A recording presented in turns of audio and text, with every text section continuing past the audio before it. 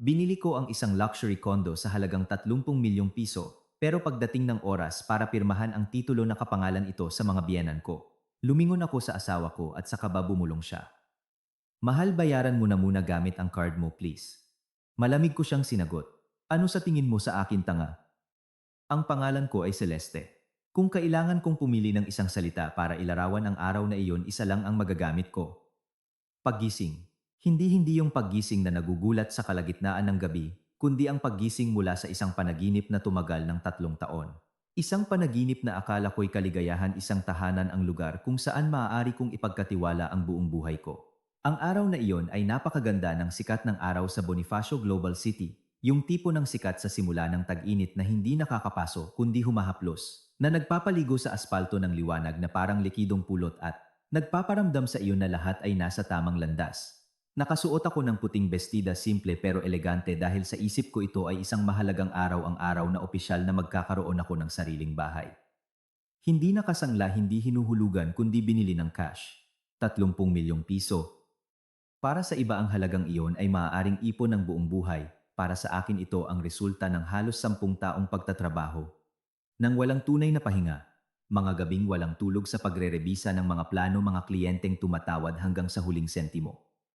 Mga kontratang pinirmahan na may pagod na nakadikit sa balat.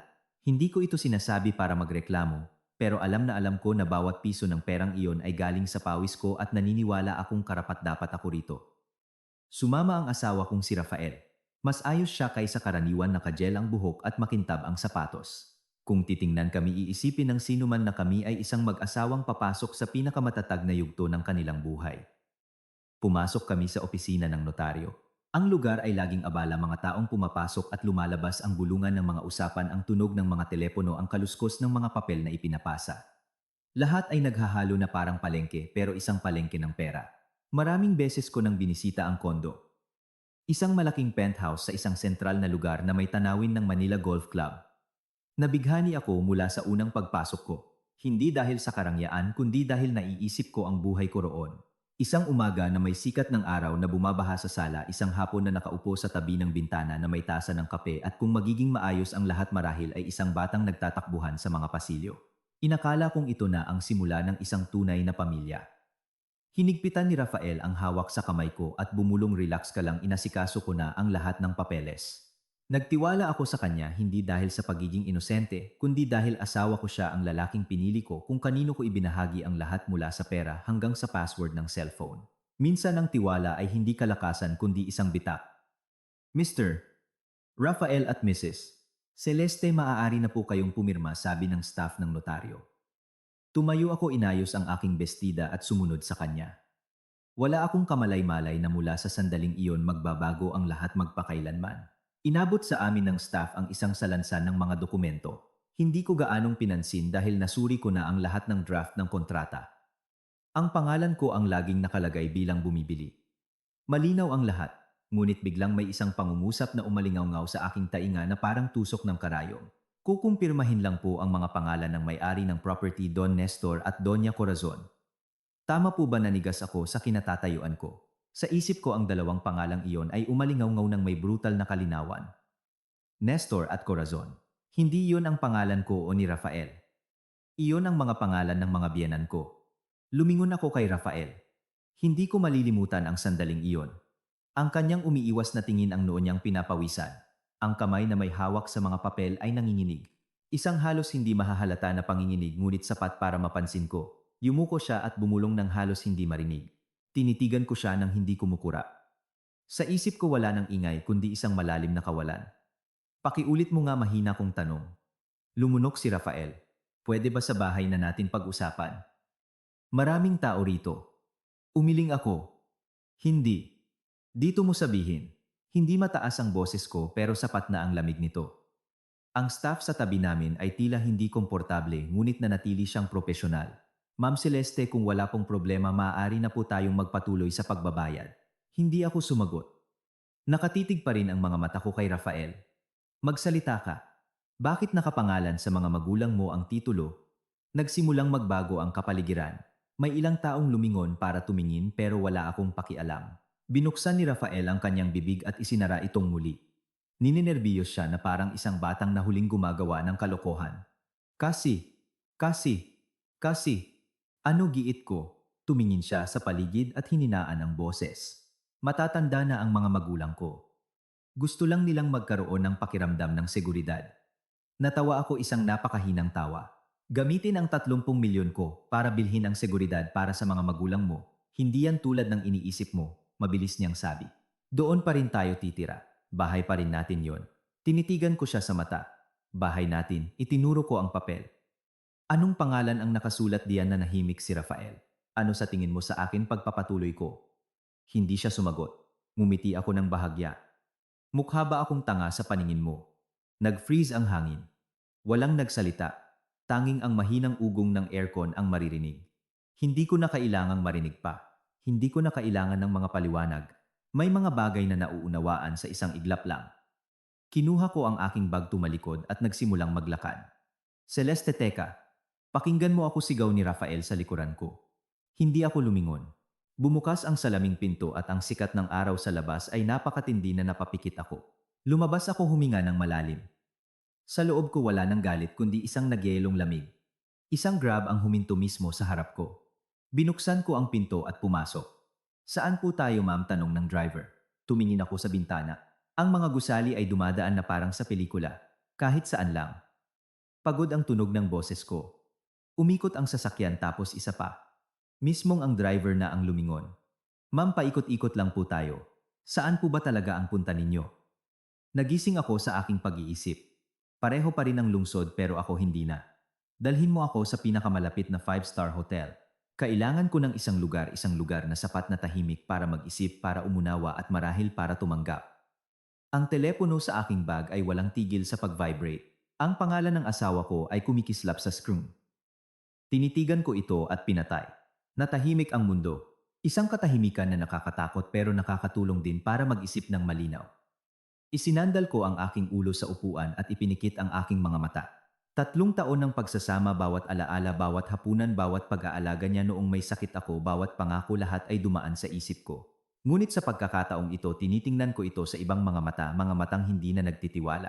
At bigla kong napagtanto na may mga bagay na hindi nagbabago kundi hindi talaga naging totoo mula pa sa simula.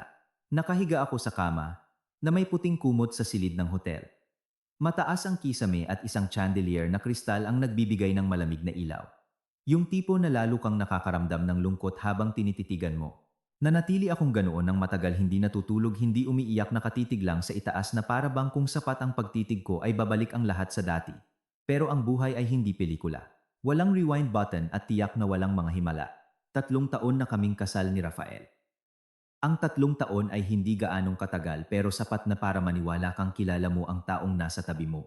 Sapat na para isiping hinding-hindi siya gagawa ng anumang mag-oobliga sa iyong maging handa. Ngunit ang taong pinagkakatiwalaan ko ng husto ang siyang nagtulak sa akin sa sitwasyong ito. Kung hindi ko nakita sa tamang oras ang mga pangalan sa titulo, kung basta na lang akong pumirma at nag-transfer ng pera ngayon, ay isa akong masunuring asawa na nagtatrabaho bawat buwan para kumita habang ang kondo na nagkakahalaga ng 30 milyon ay nakapangalan sa mga biyenan ko at kailangan kong aliwin ang sarili sa pag-iisip. Ayos lang, pamilya naman kami. Sa pag-iisip nito natawa ako, isang tuyong tawa. Pinatay ko ang cellphone buong hapon.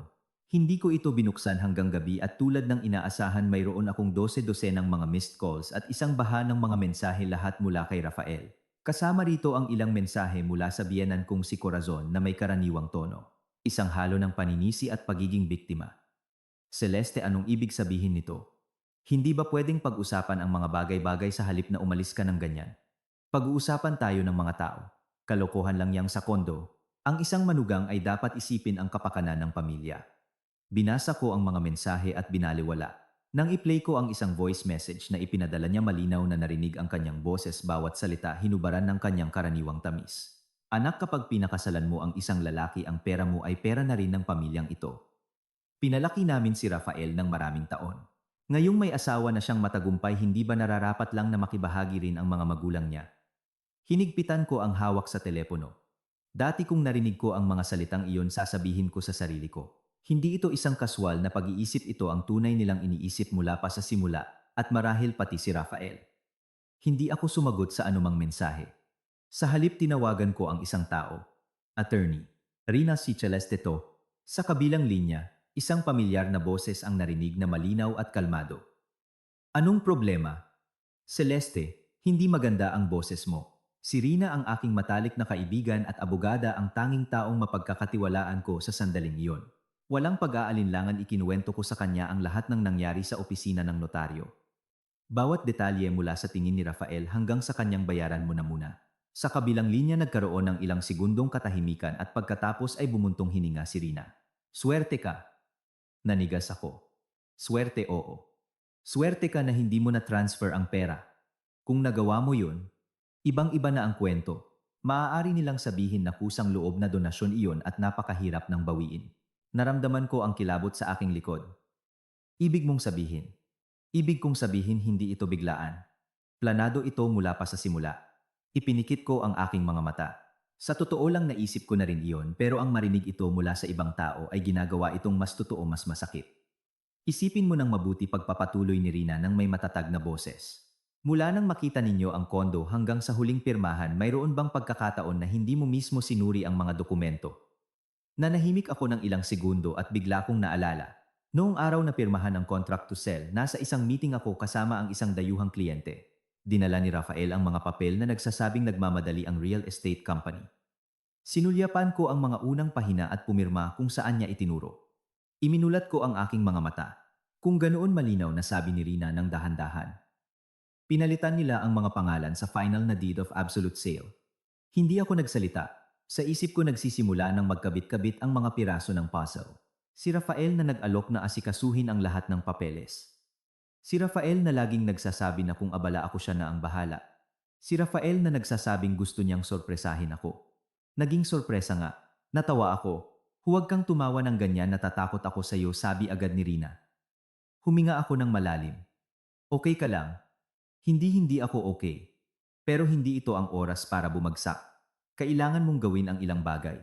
At mabilis naging desidido ang boses ni Rina. Una, bukas ng umaga. Pumunta ka sa Registry of Deeds at tingnan kung sino ang nakarehistrong may-ari ng kondo. Pangalawa, suriin mo ang bank account mo at tingnan kung saan nanggaling ang transfer para sa reservation fee, baka may kakaiba.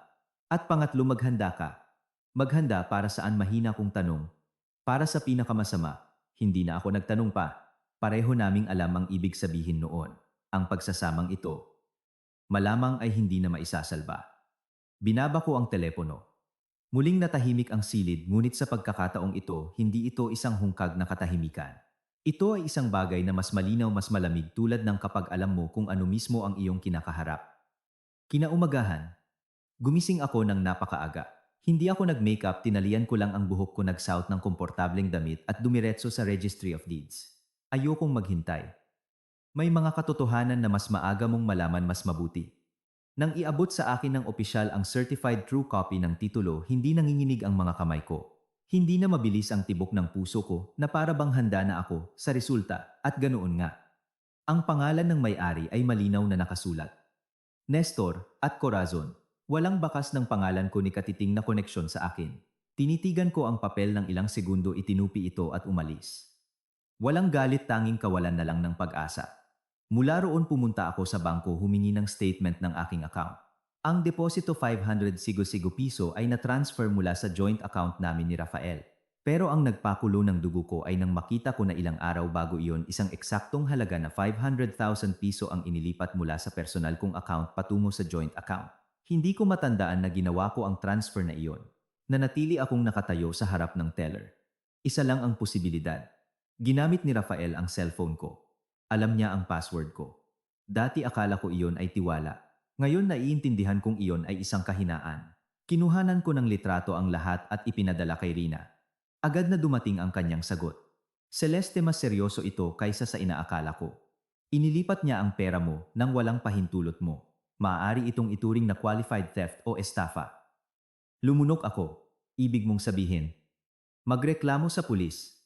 Oo, lumitaw ang dalawang letrang iyon sa screen. Nanahimik ako ng matagal. Magreklamo sa pulis. Alam na alam ko kung ano ang ibig sabihin noon. Ibig sabihin ay dalhin ang sarili kong asawa sa hustisya. Ang lalaking natulog sa parehong kama ang tumawag sa aking mahal. Ipinikit ko ang mga mata. Makalipas ang ilang sandali, sumagot ako, pag-iisipan ko. Hindi ako pinilit ni Rina. Pero tandaan mo Celeste, ang pagiging malambot ngayon ay pananakit sa sarili mo. Pinatay ko ang cellphone. Nakatayo ako sa gitna ng isang bangkong puno ng tao pero pakiramdam ko ay nag-iisa ako. Sa huli hindi ako bumalik sa hotel. Pumunta ako sa inuupahan naming apartment, ang lugar na hanggang kamakailan lang ay tinatawag kong tahanan. Binuksan ko ang pinto. Nakaupo si Rafael sa sofa na papaligiran ng mga upos ng sigarilyo. Amoy usok ang hangin. Nang makita niya ako, itinaas niya ang kanyang ulo. Pula ang kanyang mga mata at paos ang boses. Celeste, bumalik ka na. Tumayo siya at mabilis na lumapit sa akin. Umatras ako ng isang hakbang. Huwag mo akong hawakan. Huminto siya, ang kamay niya ay nakabitin sa ere. Ang kanyang mukha ay nagbago mula sa saya patungo sa sakit. Hayaan mo akong magpaliwanag. Pumasok ako at umupo sa harap niya. Iniwan ko ang bag sa tabi ko. Sige. Magsalita ka. Magsalita ka. Magsalita ka. Pero isipin mo munang mabuti bago mo gawin, dahil baka ito na ang huling pagkakataon.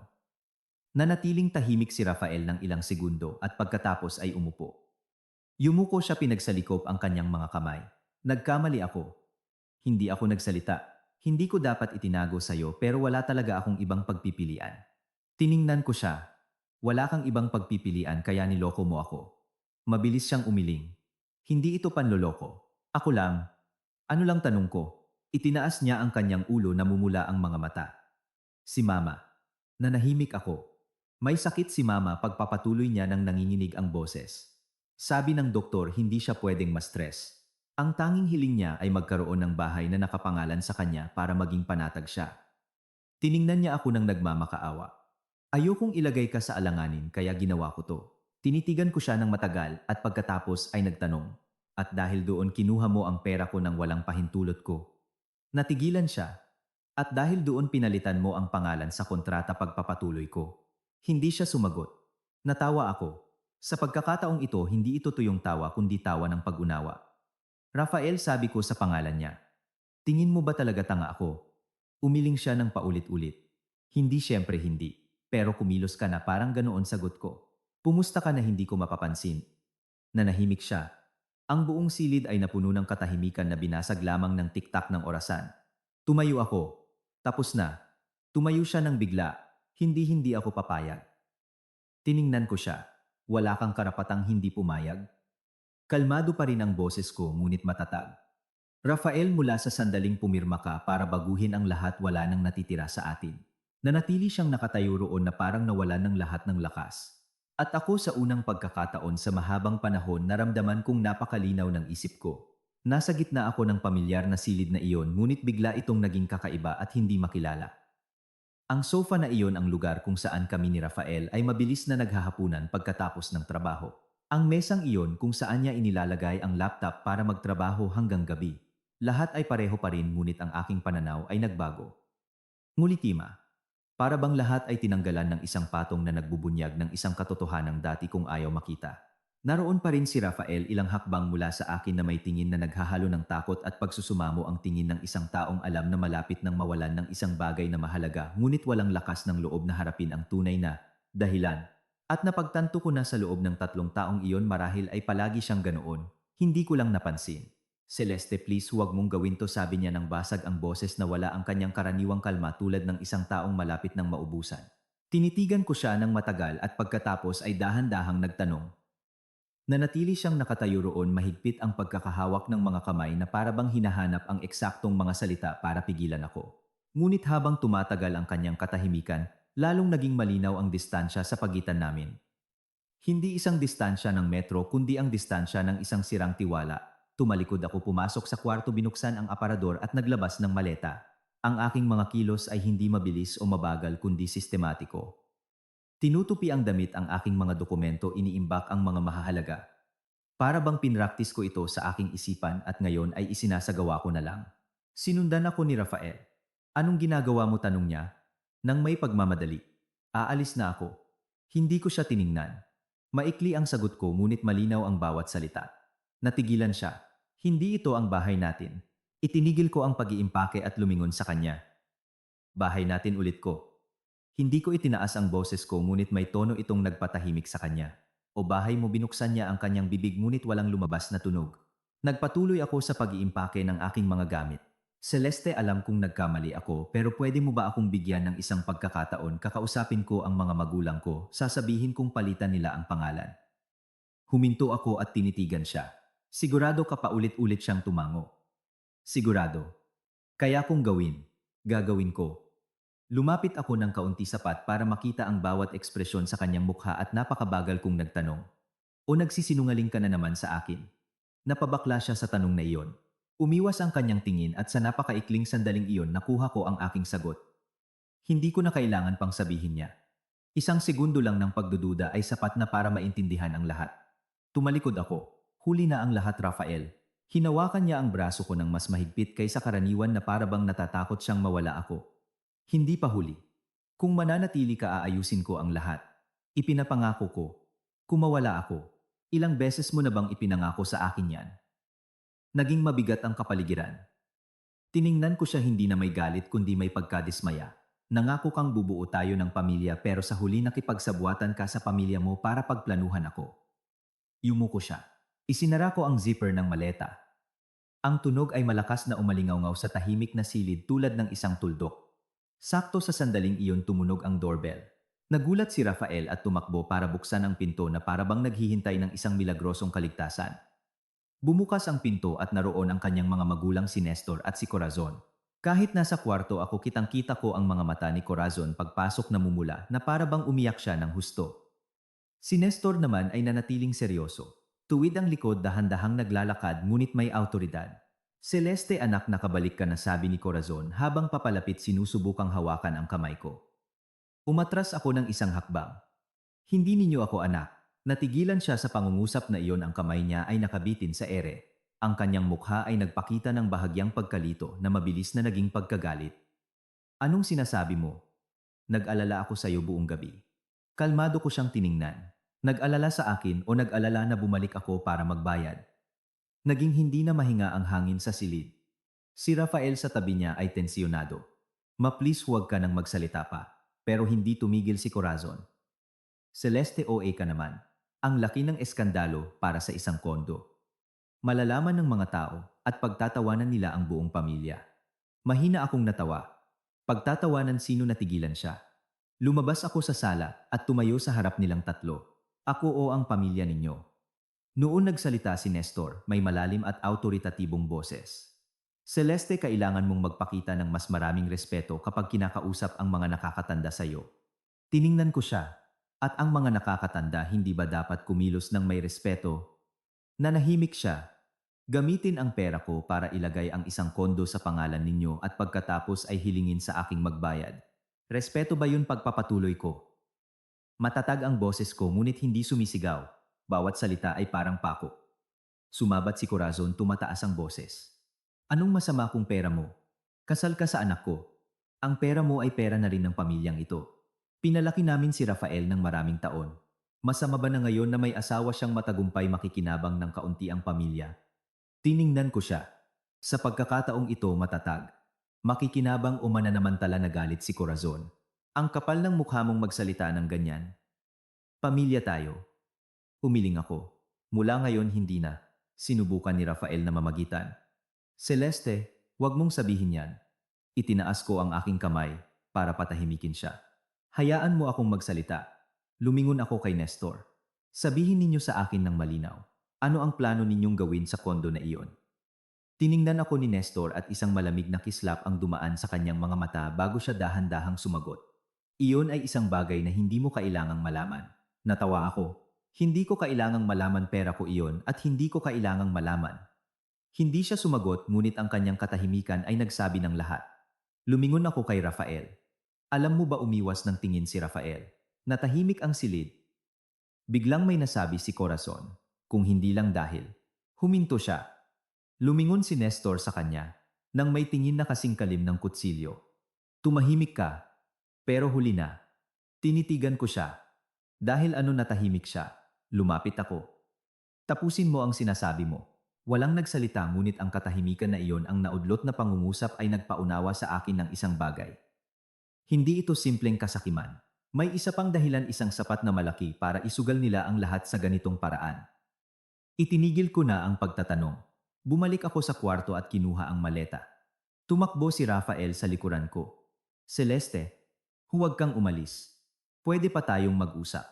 Huminto ako at tiningnan siya. Gusto mo ba talagang mag-usap o gusto mo lang akong manatili para magbayad? Hindi siya sumagot. Naintindihan ko. Kinaladkad ko ang maleta patungo sa pinto. Naroon si Corazon nakatingin sa akin na may halong galit at pagkabalisa. Nanatiling tahimik si Nestor ngunit ang kanyang mukha ay hindi na kasing kalmado. Naiwan si Rafael sa likod hindi nangangahas na sundan ako. Lumabas ako at isinara ang pinto. Isang mahinang tunog ngunit tiyak. Hindi ako lumingon. Sa pagkakataong ito, alam kong hindi lang ako umaalis sa isang bahay kundi sa isang pagsasama. At sa sandaling iyon, isang tanong ang paulit-ulit na umalingaw sa aking isipan. Ano ang itinatago nila? At ano ang napakahalaga para isugal ako sa proseso? Kinaladkad ko ang maleta palabas ng gusali bumababa sa mga hagdanan ng hindi lumilingon. Hindi dahil sa sobrang lakas ko para walang maramdaman kundi dahil alam kong kung lilingon ako kahit isang beses kung makikita ko ang tingin ni Rafael o maririnig ang isa pang dahilan baka lumambot na naman ako. At sa pagkakataong ito hindi ko iyon kayang payagan dahil may mga pagkakamali na kapag inulit hindi na pagkakamali kundi isang pagpili. Ang araw ay nagsisimula nang lumubog ang mga kalye ay puno pa rin ng tao nagmamadali na parabang walang nangyari. Ako lang ang nakakaramdam na ang lahat ay bumagal. Bawat hakbang ay tila mas mabigat ngunit ang aking isipan ay mas malinaw kaysa dati. Para bang pagkatapos ng isang malaking pagkabigla ang isang tao ay humihinto sa pagpapantasya at nagsisimulang makita ang mga bagay ng may malupit na katotohanan.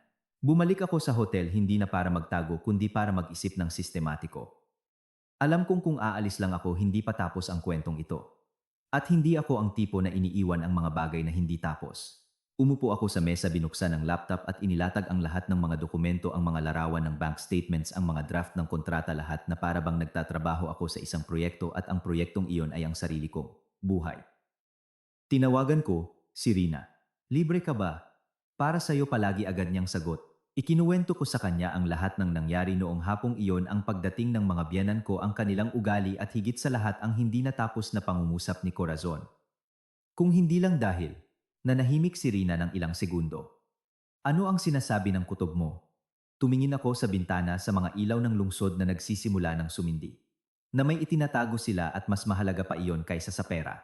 Pareho tayo ng iniisip bumuntong hininga si Rina. Ang mga normal na tao ay maaaring maging sakim pero walang sumusugal ng ganito kalaki para lang magkaroon ng kondo sa kanilang pangalan. Tumango ako kahit alam kong hindi niya ako nakikita. Gawan mo ako ng pabor.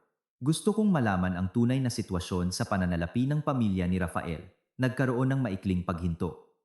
Hinala mo ba'y may malaki silang problema? Hindi ko na hinihinala sabi ko. Sigurado na ako. Hindi na nagtanong pa si Rina. Sige iimbestigahan ko. Pero dapat maghanap ka rin ng impormasyon sa sarili mo. May mga bagay na hindi malalaman mula sa labas. Naiintindihan ko. Sa sandaling iyon, isang pangalan ang pumasok sa isip ko. Nestor ang biyenan ko, isang taong laging ipinagmamalaki ang kanyang nakaraan ang pagiging manager sa isang malaking pabrika laging nagkukuwento tungkol sa kanyang mga koneksyon, mga kakilala, mga nakamit noon. Ang mga taong ganoon ay karaniwang nag-iiwan ng bakas.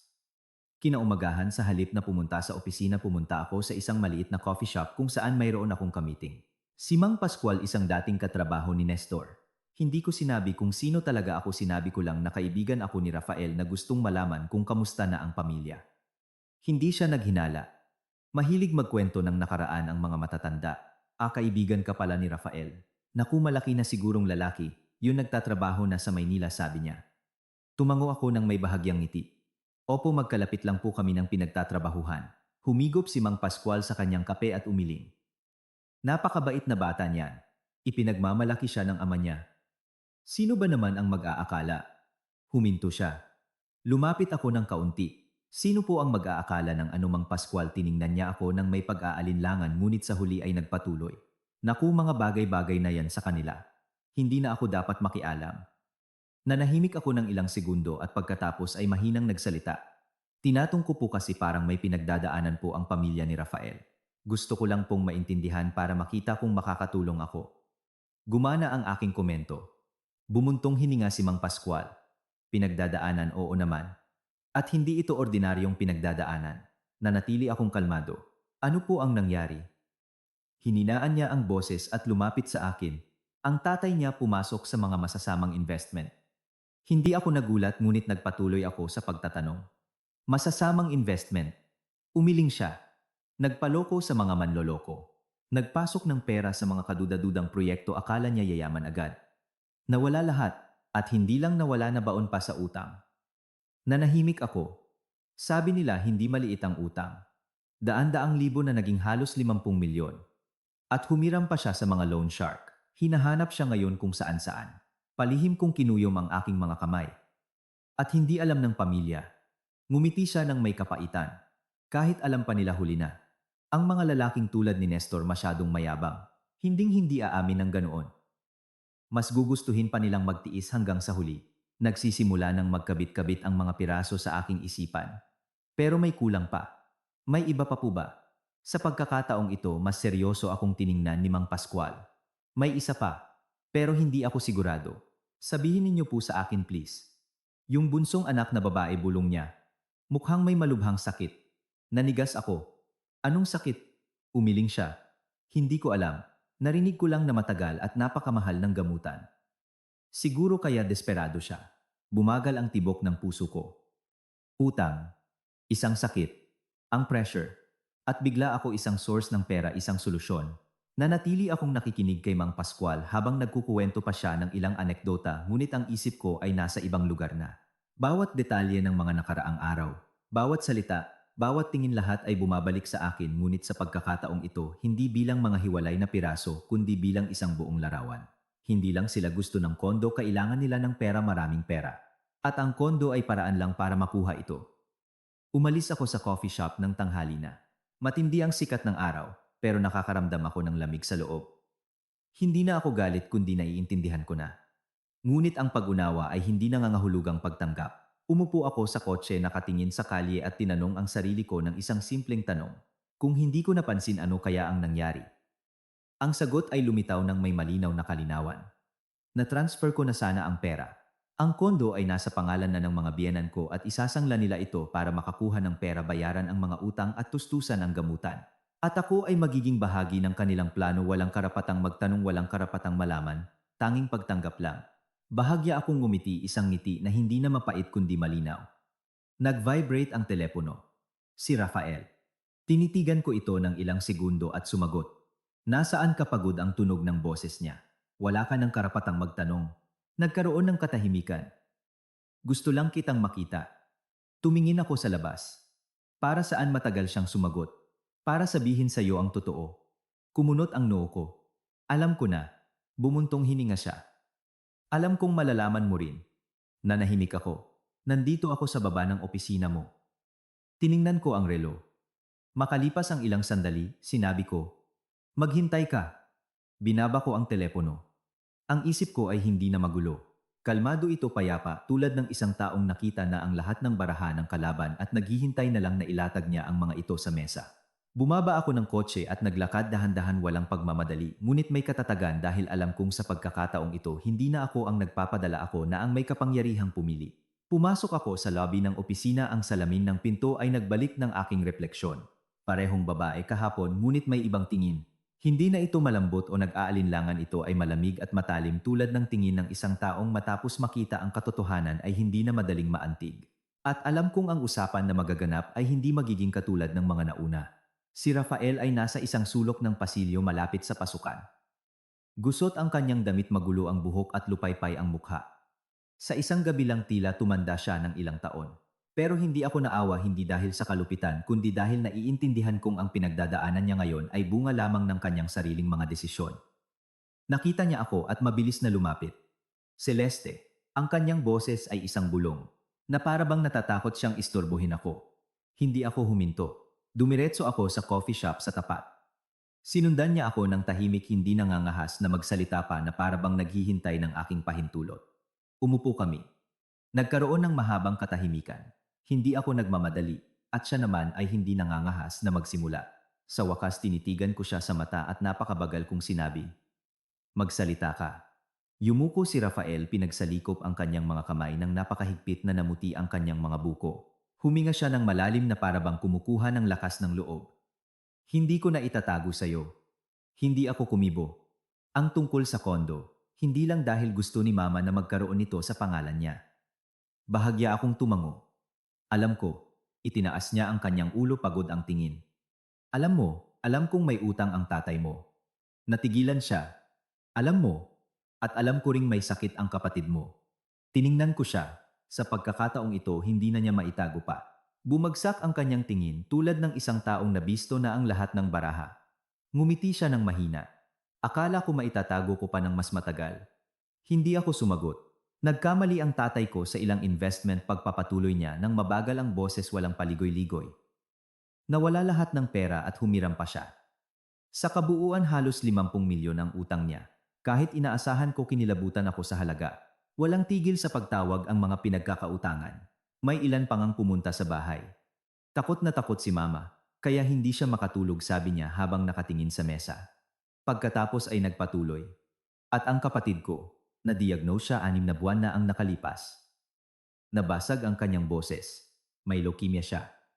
Sabi ng mga doktor na pakatagal at mahal ng gamutan at kung gusto naming gumaling siya ng tuluyan kailangan niya ng bone marrow transplant. Tiningnan ko siya. Sa isang iglap, hindi ko na nakita ang lalaking nanloko sa akin at nakita ko lang ang isang anak na napipigilan. Ngunit ang damdaming iyon ay panandalian lamang. Kaya ako ang pinili ninyo sabi ko. Yumuko siya. Hindi ko ginustong maging ganito. Pero ginawa mo pinutol ko siya. Hindi niya itinanggi. Nagkaroon ng ilang segundong katahimikan. Ano ang plano ninyong gawin sa kondo tanong ko? Nag-alinlangan siya. Tinitigan ko siya sa mata. Sabihin mo ang totoo. Ipinikit niya ang kanyang mga mata saglit at pagkatapos ay sinabi isasangla. Hindi ako nagulat. Para sa pera o tumango siya. Para bayaran ang mga utang at ang gamutan ng kapatid ko. Sumandal ako sa upuan nakatingin sa bintana. Ang mga tao ay patuloy na dumadaan walang kamalay-malay sa lahat. Walang nakakaalam na may isang kwentong nagaganap doon. Isang kwento na kung maririnig ay maaaring kaawaan ngunit ang awa ay hindi nagiging dahilan para maging tama ito. Lumingon ako sa kanya. Magkano ang plano ninyong makuha? Mga 10 o 15 milyon mahina niyang sagot. Mahina akong natawa. Isang kondo na 30 milyon. Isasangla ninyo sa halagang iyon. At ang natitira na nahimik siya. Mananatiling nakapangalan sa mga magulang mo tama pagpapatuloy ko. Ang kanyang katahimikan ang pinakamalinaw na sagot. Tumango ako. Naiintindihan ko. At ako ano itinaas niya ang kanyang ulo may bahid ng pag-asa sa kanyang mga mata. Akala ko kapag huminahon na ang lahat unti-unti kong ipapaliwanag sa'yo. Natawa ako sa pagkakataong ito walang lambing. At maiintindihan ko maaawa ako at mananatili akong asawa mo. Hindi. Sabi niya ngunit kinumpirma ito ng kanyang ekspresyon. Umiling ako. Rafael, anong klase ng tao sa tingin mo ako? Hindi kita tinuturing na tanga mabilis niyang sabi. Inisip ko lang na, para sa akin magsasakripisyo ka tinapos ko ang pangungusap para sa kanya. Natahimik siya. Bumuntong hininga ako. Nagkakamali ka. Tinitigan ko siya. Maaari akong tumulong pero hindi sa paraang gusto ninyo. Itinaas niya ang kanyang ulo nagniningning ang mga mata sa pag-asa. Gusto mo pa ring tumulong? Oo, tumango ako. Halos tumayo siya sa upuan. Celeste, alam kong hindi mo kami pababayaan. Pinutol ko siya ng isang kilos. Pero may mga kondisyon. Huminto siya. Anong mga kondisyon? Tiningnan ko siya at sinabi bawat salita ng malinaw. Una, magdidiborsyo tayo. Para siyang nasampal. Hindi ako papayag. Wala kang pagpipilian pinutol ko siya nang may kalmadong boses pa rin. Hindi ito negosasyon. Kinuyom niya ang kanyang mga kamao. Kung ganoon bakit mo ako tutulungan kung hindi para manatili tayong magkasama? Para hindi ako magsisi na nakakita ng isang taong nalulunod at walang ginawa tiningnan ko siya. Pero ang pagliligtas sa isang tao ay hindi nangangahulugang itatali ko ang buhay ko sa kanya. Nanahimik siya ng matagal. At ang pangalawang kondisyon tanong niya ng may pigil na boses. Ang lahat ng perang ibibigay ko sa inyo ay isang pautang agad kong sagot. Sige, pumapayag ako mabilis siyang tumango. Na may kolateral. Huminto siya. Anong kolateral? Ang bahay ng mga magulang mo. Ang hindi pa ninyo na ibebenta. Huwag kang magsinungaling sa akin. Namutla siya. Yumuko siya. Pumili ka sabi ko sa kanya. O tatanggapin mo ang mga kondisyon ko o lulutasin ninyo ito. Sa sarili ninyong paraan. Nanatili siyang nakaupo nanginginig ang mga kamay. Hindi ko siya minadali. Alam kong wala siyang ibang pagpipilian. Makalipas ang ilang sandali tumango siya. Pumapayag ako. Mabuti. At ang huling kondisyon. Tiningnan niya ako. Ano lahat ng gastos ay dapat transparent. Kailangan ko ng mga resibo at katibayan ng lahat. Sige, tumango siya. Tumayo ako. Kung ganoon maghanda ka.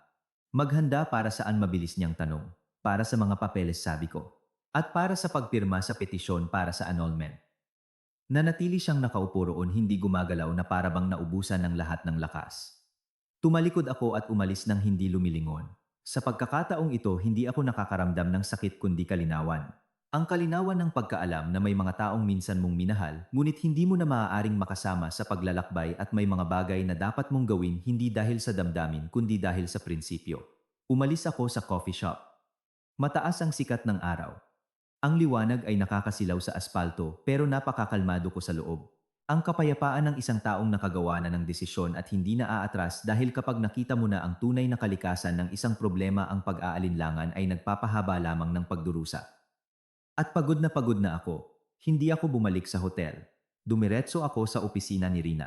Gusto kong tapusin ang lahat sa lalong madaling panahon hindi dahil sa pagkainip kundi dahil alam kong habang tumatagal ang isang bagay mas maraming variable ang lumilitaw. At sa usaping ito, ayoko ng mas maraming variable. Nakita ako ni Rina na pumasok at sa tingin pa lang niya, naintindihan na niya. Desidido na tumango ako. Umupo ako at inilagay ang bag sa mesa. Maghanda ka ng dalawang bagay. Ang petisyon para sa annulment at isang loan agreement na may real estate mortgage. Hindi na nagtanong pa si Rina. Tumango lang siya. Pag-isipan mong mabuti, Celeste. Kapag pumirma ka na wala ng balikan, bahagya akong ngumiti. Wala akong balak bumalik. Tiningnan ako ni Rina ng ilang segundo lumingon sa kanyang computer at nagsimulang magtrabaho. Nanatili akong nakatayo nakatingin sa bintana. Patuloy ang takbo ng mundo. Ang buhay ng iba ay hindi hihinto para sa'yo. Ikaw ang kailangang magpatuloy. Isang oras ang lumipas. Inabot sa akin ni Rina ang dalawang folder. Basahin mo. Kung sang-ayon ka maaari natin silang tawagan para pumirma ngayong hapon. Kinuha ko ito at binasa ang lahat linya por linya walang pinalampas na detalye. Sa pagkakataong ito, hindi ko kayang magpabaya. Sakto sa sandaling iyon tumunog ang telepono ko. Ang biyenan ko, tinitigan ko ito ng ilang segundo at sumagot. Sa kabilang linya ang boses ni Corazon ay hindi na malambing kundi tensiyonado at nagmamadali. Celeste, nasaan ka? Anong problema? Kalmado kong sagot. Ikinuwento na sa akin ni Rafael. Direkta niyang sinabi, gusto mong makipagdiborsyo. At gusto mo pang isang lanamin ang bahay namin para pautangin ka ng sarili mong pera. Ano ang gusto mong mangyari? Nanahimik ako saglit. Malinaw na ang ibig sabihin. Ginigipit mo kami, tumaas ang boses niya. Mahina akong natawa. Maaari ninyong isipin iyan kung gusto ninyo. Huwag kang maging malupit, Celeste. Nagsisimula nang mawalan ng kontrol ang boses niya. Nasa mahirap na sitwasyon ang pamilya. Kung hindi ka tutulong at least huwag kang maglagay ng ganitong mga kondisyon. Wala ka bang puso? Hindi ako nagalit. Pamilyar ito sa akin.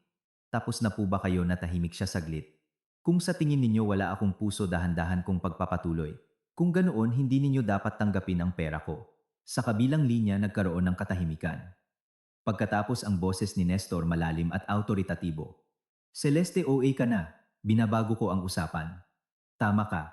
OA na ako. Huminto siya. Dahil kayo ang nagkamali mula pa sa simula. Pagpapatuloy ko. Hindi siya agad sumagot. Pwede pa nating pag-usapan ulit. Hindi na kailangang umabot sa diborsyo. Umiling ako kahit hindi niya ako nakikita. Hindi na kailangan. Pag-isipan mong mabuti, Celeste, hininaan niya ang tono. Kung magdidiborsyo ka, ikaw ang talo. Natawa ako. Talo sa tingin ninyo, hindi pa ba sapat ang nawala sa akin? Naging mabigat ang kapaligiran sa kabilang linya. Malinaw na ang mga kondisyon ko, sabi ko bilang huling pangungusap. Kung sang-ayon kayo, pipirma tayo. Kung hindi, tapos na. At binaba ko ang telepono. Tiningnan ako ni Rina.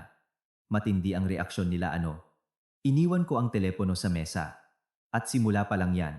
Oo, tumango si Rina. Ang mga ganyang tao hindi madaling sumuko. Sa hapon nakatanggap ako ng mensahe mula kay Rafael. Gusto kang makita ng mga magulang ko. Sinagot ko siya ng maikli. Lugar at oras. Nagkita kami sa parehong inuupahang apartment kung saan nasira ang lahat. Ang lugar kung saan gusto kong maglagay ng tuldok. Dumating ako ng maaga at umupo sa sala. Pareho pa rin ang bahay, ngunit iba na ang pakiramdam. Hindi na ito isang tahanan na gusto kong balikan kundi isang pansamantalang hinto para ayusin ang mga nakabinbing usapin. 10 minuto ang lumipas, dumating si Rafael at ang kanyang mga magulang. Ramdam ang tensyon mula nang buksan nila ang pinto. Hindi na nagkukunwaring malambing si Corazon. Tiningnan niya ako ng may sama ng loob. Nanatiling tahimik si Nestor ngunit halatang pinipilit niyang manatiling kalmado. Umupo si Rafael sa harap ko, hindi nangangahas na tingnan ako. Walang nagsalita ng ilang segundo. Binasag ni Corazon ang katahimikan. Celeste, tatanungin kita sa huling pagkakataon. Kailangan ba talagang umabot sa ganito? Saan, tanong ko? Sa pagdidiborsyo at pagpilit sa aming isangla ang bahay namin. Hindi mo ba iniisip ang pamilyang ito? Hindi mo ba iniisip? Umiling ako. Anong pamilya? Ang pamilyang nagplano laban sa akin mula pa sa simula na mula siya, hindi kami nagplano. Kami lang. Nanamantala tinapos ko ang pangungusap. Celeste, bulong ni Rafael. Itinaas ko ang kamay para patahimikin siya at lumingon kay Nestor. Kayo ang magsalita. Tinitigan niya ako ng matagal at pagkatapos ay kalmadong sinabi. Sige, kung gusto mo ng kalinawan, mag-usap tayo ng malinaw. Iyon ang gusto ko, tumango ako. May pinagdadaanan ang pamilya ko. Alam mo na yan. Hindi ako kumibo. Ang kondo ang pinakamabilis na paraan para malutas ito. Paraan ninyo o paraan ko, tanong ko. Hindi siya direktang sumagot. Kapag naayos na ang lahat, hindi namin hahayaang talo ka. Natawa ako. At paano ninyo ako babayaran? Sa tiwala. Walang nagsalita. Naging nakak-suffocating ang kapaligiran. Inilagay ko ang 2 folder sa mesa. Ito ang mga kondisyon ko. Yumuko si Rafael. Sinulyapan ito ni Corazon at itinabig. Hindi kami pipirma. Sige, tumango ako at tumayo. Kung ganoon, tapos na. Celeste, teka, mabilis na sabi ni Rafael. Lumingon ako. Ano pa? Tiningnan niya ako nang halos nagmamakaawa. Tinitigan ko siya ng matagal at umiling. Hindi. Yumuko siya. Huwag mong isipin na hindi kami mabubuhay, nang wala kagalit na sabi ni Corazon. Bahagya akong ngumiti. Hindi ko naman inisip na ganoon ako kahalaga. Sa sandaling iyon, nagsalita si Nestor ng may mas malalim na boses kaysa dati. Teka, tiningnan ko siya. Tiningnan niya ang mga folder at sinabi ang isang pangungusap na nagpatahimik sa lahat. Patingin nga ulit niyan. Lumingon si Corazon sa kanya. Nestor, patingin, giit niya. Hindi ako nagsalita, bumalik lang ako sa upuan at inilapit sa kanya ang mga dokumento. Binuksan niya ito at nagsimulang magbasa, dahan-dahan, pahina por pahina. Ang tensyon ay napakatindi na maririnig mo ang kaluskos ng papel. Tahimik si Rafael. Tinitingnan ni Corazon ang kanyang asawa na may halong pagkabalisa at pagkainis. Makalipas ang ilang sandali, iniwan ni Nestor ang mga papel sa mesa at tiningnan ako. Iba na ang tingin niya. Wala nang pagpipilit kundi pagkalkula. At marahil sa unang pagkakataon na pagtanto niyang hindi ako isang taong kaya niyang manipulahin. Hawak ni Nestor ang mga dokumento, nakatutok ang kanyang tingin sa bawat linya. Nagbabasa siya ng may konsentrasyon ng isang taong humaharap sa isang desisyong walang balikan. Sa unang pagkakataon mula nang makilala ko siya, hindi ko nakita sa kanya ang karaniwang pagiging superior kundi pag-aalinlangan, isang emosyon na bihirang ipakita ng mga taong mapagkontrol. Ang katahimikan sa silid ay napakakapal na naririnig ko ang tiktak ng orasan sa dingding. Nasa tabi niya si Rafael, mahigpit ang pagkakahawak ng mga kamay, habang si Corazon ay hindi mapakali, hindi maintindihan kung bakit kinokonsidera ng kanyang asawa ang isang bagay na para sa kanya ay dapat tanggihan kaagad. Ano bang binabasa mo diyan? Wala namang dapat basahin. Huwag kang pumirma at tapos, sabi ni Corazon. Si Nestor, nang hindi inaalis ang tingin, ay sumagot ng tuyo. Tumahimik ka. Nanlamig ang kapaligiran. Natigilan si Corazon, halatang nagulat na kinausap siya ng ganoon sa harap namin. Bumulong siya ng isang bagay. Sa lahat ng pinagdadaanan natin tapos ngayon. Hindi ako sumabat. Nagmasid lang ako at naghintay. Alam kong nasa isang mahalagang punto si Nestor. Sa wakas, inilagay niya ang mga papel sa mesa, ipinatong ang kanyang mga kamay at tiningnan ako. Malalim ang kanyang tingin, mabigat. Celeste, tinawag niya ang pangalan ko. Kalmado kong sagot. Napag-isipan mo na ba itong mabuti, tanong niya. Opo, sagot ko. Walang pag-aalinlangan. Ang diborsyo ay isang kondisyong hindi pwedeng hindi matupad, sabi niya. Tama po, tiningnan ko siya ng direkta. Hindi na siya nangulit. Lumingon siya kay Rafael. Dumingon siya kay Rafael. At ikaw, anong sa tingin mo? Nagulat si Rafael na para bang ginising mula sa isang panaginip. Tiningnan niya ang kanyang ama, pagkatapos ay ako na may ekspresyon ng matinding pagkalito. Ako. Nagsimula siyang magsalita ngunit huminto. Ano ang iisipin niya? Siyempre ayaw niyang makipagdiborsyo, sabat ni Corazon. Ang mga kasal ay para malampasan ang mga paghihirap ng magkasama, hindi para umalis sa unang pagkakataon. Binaliwala ko ang kanyang komento at nanatili ang tingin kay Rafael. Ayokong makipagdiborsyo, mahina niyang sabi. Iyan ang opinyon mo, tumango ako. Pero hindi iyan ang desisyon ko. Celeste, pwede bang? Kinuyom niya ang kanyang mga kamao. Hindi pinutol ko siya ng isang salita, ngunit sapat na malinaw. Muling nagkaroon ng katahimikan. Bumuntong hininga si Nestor at sa pagkagulat ng lahat sinabi, sige. Tila huminto ang silid. Anong sinabi mo, sigaw ni Corazon biglang lumingon. Pa, tiningnan din siya ni Rafael. Hindi makapaniwala. Tinitigan ako ni Nestor. Tinatanggap ko ang mga kondisyon mo. Hindi ako nagulat. Tumangulang ako. Ngunit hindi napigilan ni Corazon. Nababaliw ka na ba? May mas maganda ka bang solusyon, sagot niya. Wala na tayong ibang paraan. Ang huling pangungusap na iyon ay parang tumutukoy sa isang bagay na mas malaki. Tiningnan ko siya at sa unang pagkakataon nakita ko sa kanyang mga mata ang isang bagay na higit pa sa pressure ng pera. Ano pa ang itinatago ninyo? Natahimik silang tatlo sa tanong ko. Tiningnan ni Rafael ang kanyang ama. Natigilan si Corazon. Matagal bago sumagot si Nestor. Anak, sa tingin mo pera lang ang utang namin?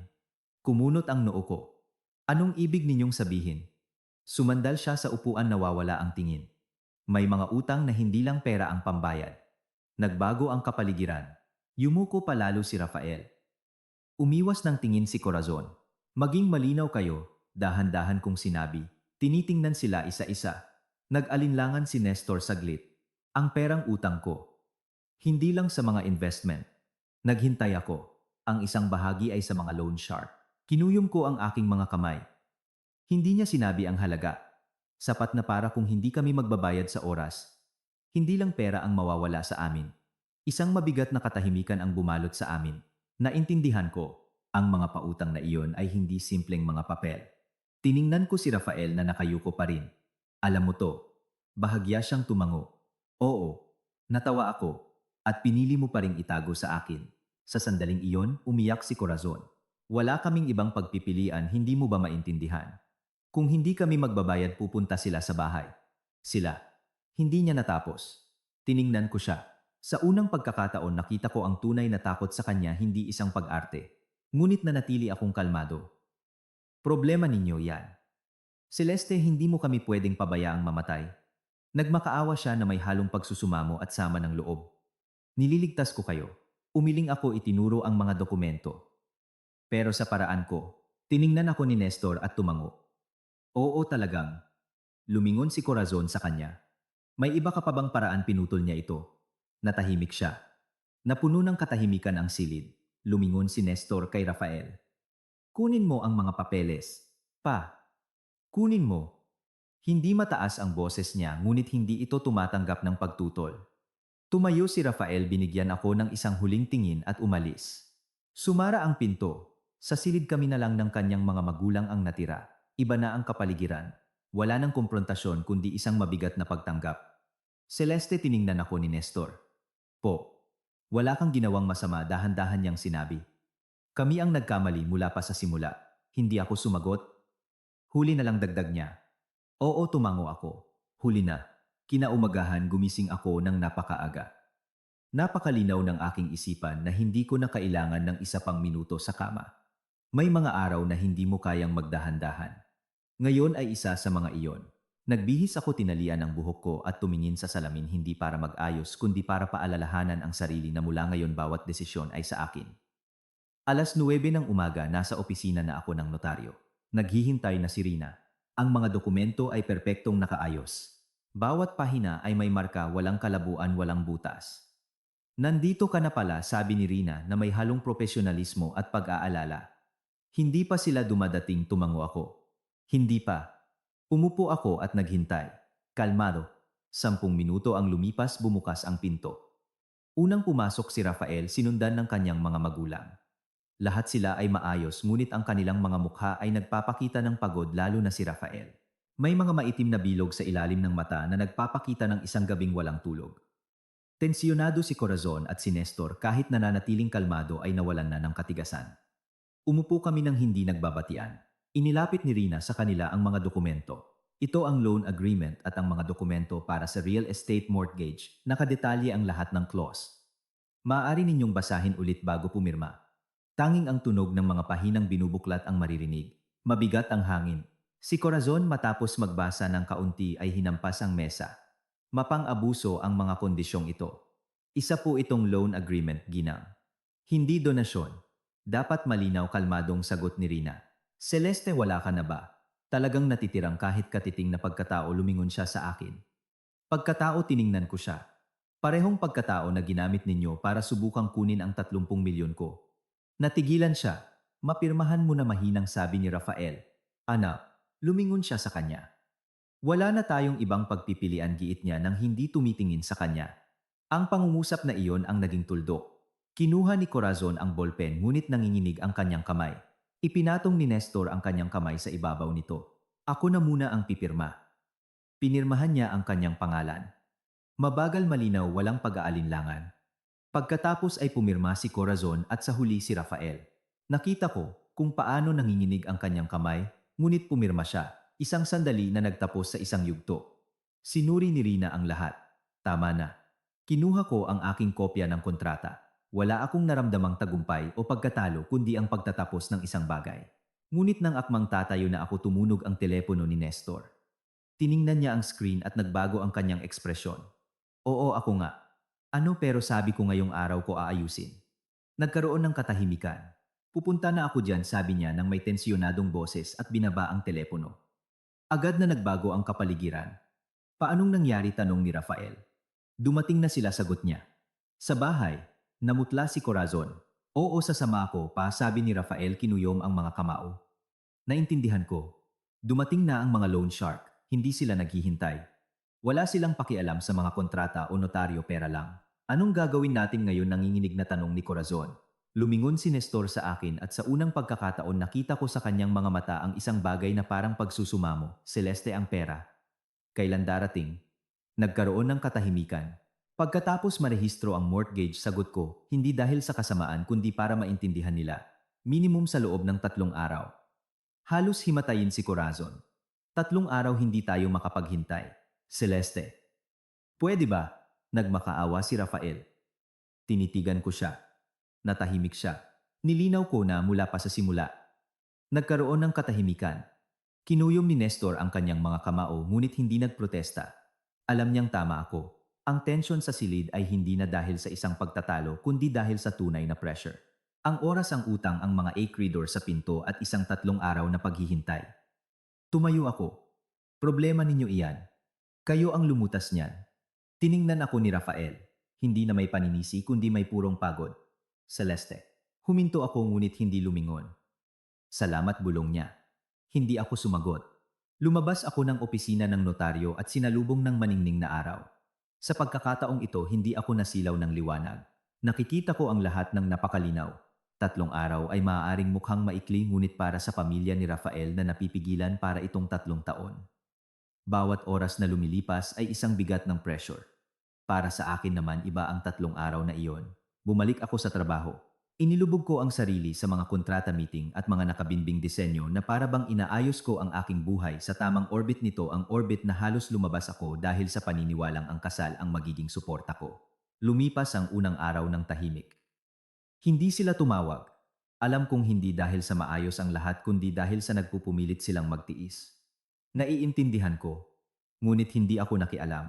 Inilatag ko na ang aking mga patakaran. Tanghali ng 2 araw, tumunog ang telepono ko. Isang hindi kilalang numero. Celeste. Isang bata at nanginginig na boses. Oo, ako nga. Ako. Ako ang kapatid ni Rafael. Nanigas ako. Siya ang piraso ng puzzle na umiiral lamang sa mga usapan. Ang pangalan ko ay Lia, sabi niya, sinusubukang manatiling kalmado. Anong kailangan mo? Huminga siya ng malalim. Pwede ba tayong magkita? May gusto akong sabihin sa'yo na hindi sinabi ng pamilya ko. Tumingin ako sa bintana. Normal pa rin ang takbo ng lahat ngunit ang tawag na iyon ay hindi. Saan? Nasa ospital ako. Hindi na ako nagtanong pa. Ipadala mo ang address. 1 oras ang lumipas. Nasa pinto na ako ng ospital. Amoy disinfectant, ingay ng mga cart ang kapaligiran. Lahat ay totoo, masyadong totoo. Naghihintay sa akin si Lia sa pasilyo payat may bonnet sa ulo at maputla ang mukha. Salamat sa pagpunta Celeste, sabi niya. Anong gusto mong sabihin? Pumunta kami sa isang mas tahimik na sulok. Alam mo na ang tungkol sa akin, di ba, tumango ako? At kailangan ng pamilya ko ng pera. Hindi ako nagsalita. Pero ang hindi mo alam ay kung bakit sila nagmamadali. Tiningnan niya ako dahil hindi na ako magtatagal kung hindi ako makakatanggap ng transplant agad. Hindi niya tinapos ang pangungusap ngunit naintindihan ko. Hindi siya bahagi ng plano, siya ang dahilan. May utang ang tatay ko, pero karamihan ay para sa gamutan ko. Ayaw sabihin sa'yo ni Rafael dahil takot siyang umalis ka, pero hindi niya naintindihan na ang pagtatago nito ang nagtulak sa iyong umalis. Nagulat ako sa kanyang kalinawan. Hindi kita tinawagan para humingi ng pera o magmakaawa, pagpapatuloy niya. Kung ganoon, para saan? Para sabihin sa iyo ang buong katotohanan. Tinitigan niya ako. Ang kondo na yon, hindi lang para isang la. Kumunot ang noo ko. Anong ibig mong sabihin? May isang taong nangakong magpapahiram sa kanila ng mas maraming pera kung nakapangalan ang kondo sa mga magulang ko. Kinuyom ko ang aking mga kamay. Sino? Hindi ko alam. Narinig ko lang na sinabi ng tatay ko na dati niyang kasosyo. Isa pang piraso ang nagkasya. Hindi lang ito isang utang, ito ay isang mas komplikadong plano. Celeste, hindi ko pinagtatanggol ang pamilya ko, humina ang kanyang boses. Pero ayoko ring maloko ka. Kung ibibigay mo sa kanila ang pera, nang walang kontrol, hindi sila titigil. Umalingaw-ngaw ang pangungusap na iyon sa aking isipan. At ikaw, tiningnan ko siya. Gusto ko lang mabuhay, ngumiti siya. Isang simpleng at direktang ngiti. Tumayo ako. Naiintindihan ko. Tutulong ka ba, tanong niya. Sinabi ko na sagot ko at umalis. Paglabas ko ng ospital, nagniningning pa rin ang araw, ngunit sa isip ko nagbago na ang lahat. Hindi na ito isang simpleng alitan ng pamilya, ito ay isang laro ng chess at hindi ako pwedeng magkamali sa susunod kong galaw. Paglabas ko ng ospital, pumasok ako sa kotse. Pinatay ko ang makina at nanatiling tahimik. Ang ikinuwento sa akin ni Lia ay hindi mga hiwalay na piraso. Bumuo ito ng isang buong larawan. Sa likod ng desperasyon ng kanyang pamilya, may isa pang kamay na kumokontrol sa sitwasyon. Tinawagan ko si Rina at ikinuwento ang lahat, bawat detalye. Nang banggitin ko ang pangako ng karagdagang pautang kapalit ng paglalagay ng kondo sa pangalan ng kanyang mga magulang, na nahimik si Rina, hindi dahil sa pagkagulat kundi sa pag-unawa. Ano sa tingin mo, tanong niya sa akin. Na hindi lang ito simpleng pautang, sagot ko. Eksakto, sabi ni Rina. Kung pautang lang iyon, hindi nila kailangan ang kondisyong iyon. Kung sino man iyon, gusto niyang kontrolin ang ari-ariang iyon. Posibleng pilitin nilang ibenta ito sa mababang halaga o direkta ng kunin. Iyon din ang tingin ko, kinuyom ko ang manibela. Mag-ingat ka, Celeste. Mula ngayon lahat ay dapat nakasulat. Huwag kang magtiwala sa anumang salita. Natuto na ako, mapait kong ngiti. Binaba ko ang telepono. Ang tanong ay hindi na kung dapat ba akong tumulong kundi kung paano ito gagawin nang hindi ako madadamay. Sa hapon tumawag si Rafael. Celeste, nasaan ka na? Sa bahay. Pumunta ka rito. Makalipas ang kalahating oras, kumatok siya sa pinto. Pagbukas ko, nakita ko sa kanyang mga mata ang higit pa sa pagsusumamo. Mayroong pagkabalisa.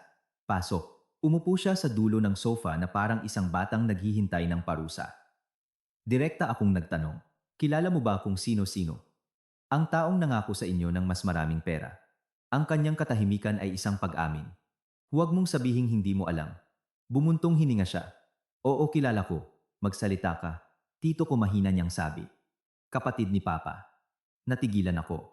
Dati silang magkasosyo sa negosyo, pero naghiwalay sila. Umunlad siya noon, pero ngayon, sabi-sabi, nagpapautang na siya ng hindi opisyal. Naintindihan ko. Ang sarili niyang tiyuhin ay isang usurero. Ideya niya na ilagay ang kondo sa pangalan ng mga magulang ko. Malamig akong natawa. Anong pamilya? Kailan mo pa alam, tanong ko. Bago pa kami pumirma ng contract to sell. At ginawa mo pa rin. Wala akong ibang pagpipilian. Meron, umiling ako. Sabihin sa akin. Pero pinili mo ang madaling paraan para sa iyo. At ang pinakamahirap para sa akin. Yumuko siya. Inilagay ko ang ilang papel sa mesa. Ito ang iskedul ng pagbabayad. Sa loob ng 3 araw, kapag kumpleto na ang mga papeles, ita-transfer ko ang unang bayad, tumango siya. Pero gusto kong makita ang tito mo. Hindi na kailangan, nagulat siya. Kailangan kalmado ang boses ko, ngunit hindi tumatanggap ng pagtutol. Natatakot ako, umiling siya. Takot saan? Na malaman ko ang lahat o nasirain ko ang plano ninyo. Aayusin ko, sabi niya sa huli. sa lalong madaling panahon. Tumayo siya para umalis ngunit huminto sa pinto. Celeste, nagsisi ka ba kahit minsan tinitigan ko siya? Oo, nagsisisi akong nagtiwala sa maling tao. Wala na siyang sinabi. Tumango siya at umalis.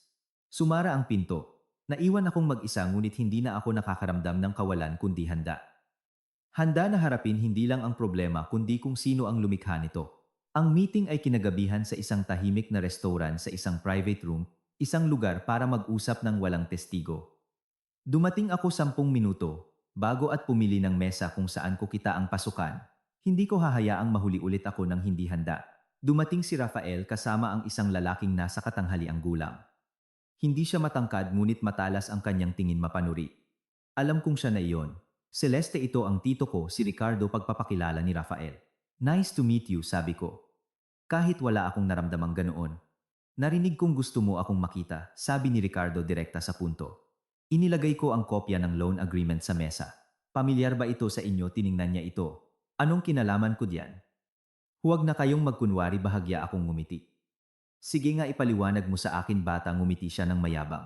Ang utang ng kapatid ninyo ay bahagyang sa inyo, inilahad ko ang aking teorya. Ang paglalagay ng kondo sa pangalan niya ay kondisyon ninyo para patuloy na magpahiram ng pera. Ang plano ninyo ay gamitin ito bilang collateral para kapag hindi na sila makabayad makukuha ninyo ito. Tumawa si Ricardo. Matalino ka. Isang pag-amin iyon.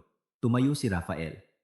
Tito, dinadala mo ba kami sa kapahamakan? Kayo ang pumili ng kapahamakan ninyo, malamig na sagot ni Ricardo. Tama na, sabi ko. At pareho silang tumingin sa akin. Humarap ako kay Ricardo. Ano ang gusto ninyo, pera at ari-arian? Pag-amin niya. At sa akin, ano ang plano ninyong makuha sa akin? Wala ka sa usapan. Meron, umiling ako. Umaasa kayo na magbabayad ako ng hindi ko namamalayan.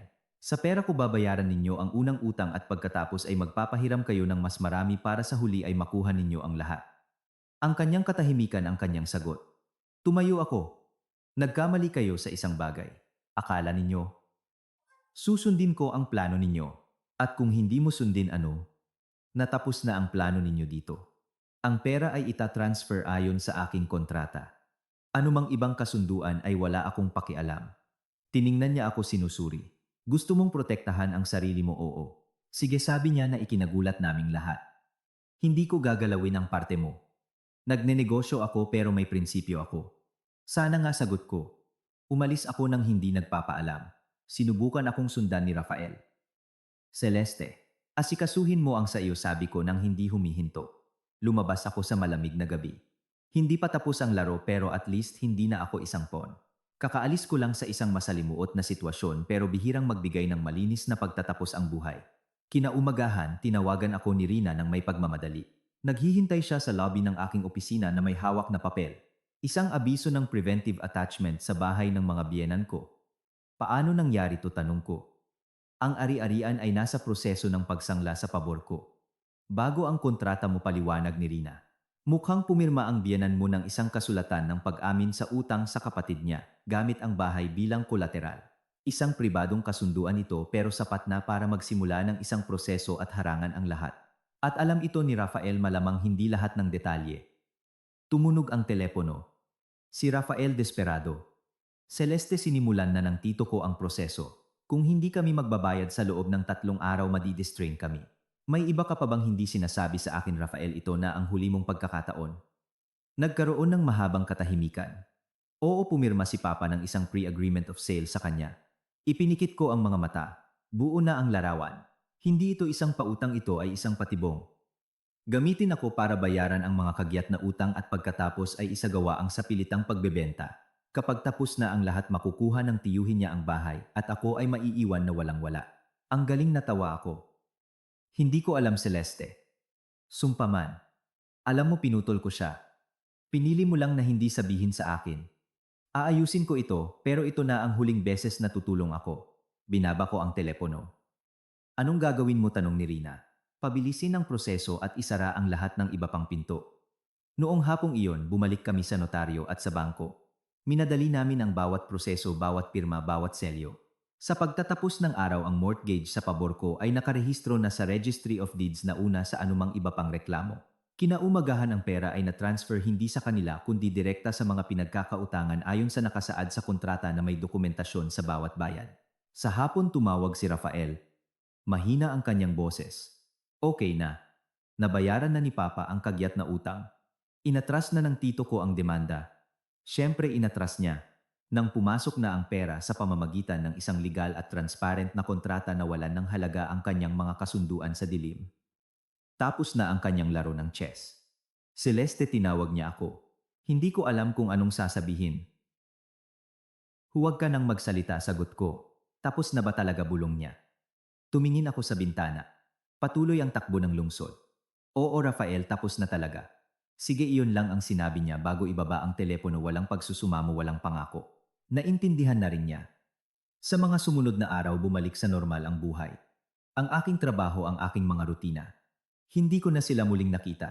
Nakatanggap lang ako ng mensahe mula kay Lia makalipas ang ilang panahon. Celeste, naging matagumpay ang transplant. Sinagot ko siya ng simpleng I'm glad. Sapat na iyon para isara ang pintong iyon. Isang buwan ang lumipas, natanggap ko ang desisyon ng annulment. Ang salitang single sa papel ay hindi naramdaman na isang kawalan kundi isang pagbawi. Nabawi ko ang aking sarili. Noong gabing iyon, umupo akong mag-isa sa bago kong kondo. Mas maliit, mas simple, ngunit sa akin ganap na sa akin. Nagtimpla ako ng kape at tiningnan ang mga ilaw ng lungsod. Naalala ko ang araw na iyon sa opisina ng notaryo, ang sakit, ang pagtatraidor. Pero hindi na masakit, nakikita ko na lang ng may kalinawan ng aral. Ang kabaitan na walang hangganan ay isang kahinaan at ang pag-ibig sa maling lugar ay isang pasanin. Walang sinuman maliban sa akin ang nagtatakda ng aking halaga. Umilaw ang telepono. Isang kliyente. Isang bagong proyekto. Ngumiti ako. Dinaanan ko ang isang impyerno, ngunit wala akong nawala. Sa halip na iligtas ko ang pinakamahalaga, ang aking sarili.